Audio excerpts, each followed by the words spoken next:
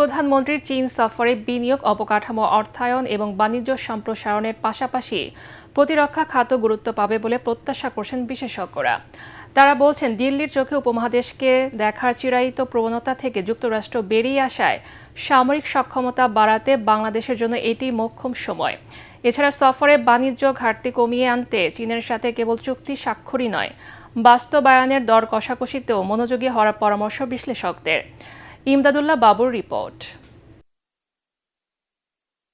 বাংলাদেশ চীন সম্পর্কের নতুন অধ্যায় শুরুর প্রত্যাশা নিয়ে এখন বেইজিংয়ে প্রধানমন্ত্রী তারেক রহমান।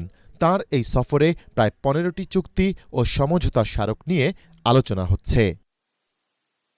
এর আওতায় পদ্মা ব্যারেজ নির্মাণ, তিস্তা মহাপরিকল্পনা বাস্তবায়ন, চীনের জন্য আলাদা শিল্প পার্ক স্থাপন, জ্বালানি, প্রযুক্তি ও ডিজিটাল অর্থনীতি এবং যোগাযোগ অবকাঠামো গুরুত্ব পেতে পারে। প্রায় $৬ বিলিয়ন বিভিন্ন উন্নয়ন প্রকল্পে চীনা সহায়তা নিয়েও বেইজিংয়ের সাথে আলোচনা হতে পারে ঢাকার। বিশ্লেষকরা বলছেন, চীন থেকে অর্থনৈতিক সুবিধা নিশ্চিতের পাশাপাশি আঞ্চলিক শক্তিগুলোর সঙ্গে ভারসাম্য বজায় রাখতে পারলে এই সফর বাংলাদেশের জন্য নতুন সম্ভাবনা।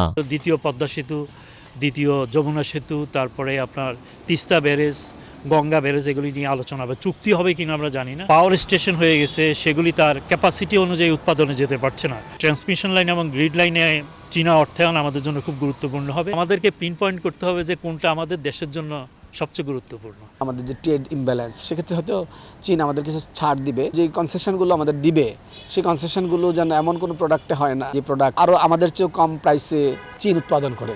আর আমাদের ক্ষেত্রে প্রস্তাব থাকবে প্রধানত যেন আমাদের ইনফ্রাস্ট্রাকচার ডেভেলপমেন্টগুলো আমরা আরও কমে খরচে যেন করাতে পারি এবং ইন্টারেস্ট রেটটা যেন কমে আসে। শুধু বিনিয়োগ নয়, প্রধানমন্ত্রীর সফরটির রয়েছে গুরুত্বপূর্ণ ভূ রাজনৈতিক মাত্রাও। তাই আলোচনার টেবিলে প্রতিশ্রুতি বাস্তবায়নের ব্যাপারেই জোর দেওয়ার পরামর্শ তাঁদের। বিশেষ করে এবার J-10, J-17 এর কথা আসছে, 2 স্কোয়াড্রনের মতো J-10 কিনতে পারি।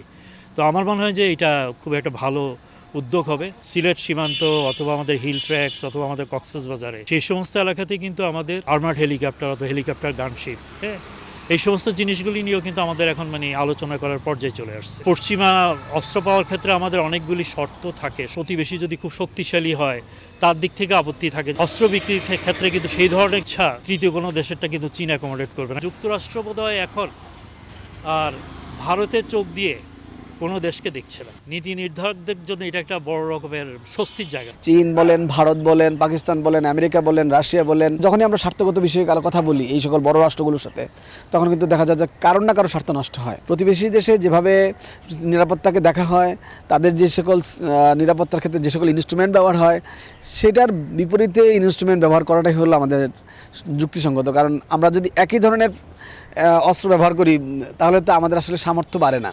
সব মিলিয়ে সফরটি শুধু দ্বিপাক্ষিক সম্পর্কের নয়, বাংলাদেশের ভবিষ্যৎ অর্থনৈতিক কৌশল এবং আঞ্চলিক অবস্থান নির্ধারণেও গুরুত্বপূর্ণ বলছেন বিশ্লেষকরা। ইমদাদুল্লাহ বাবু, ATN বাংলা, ঢাকা।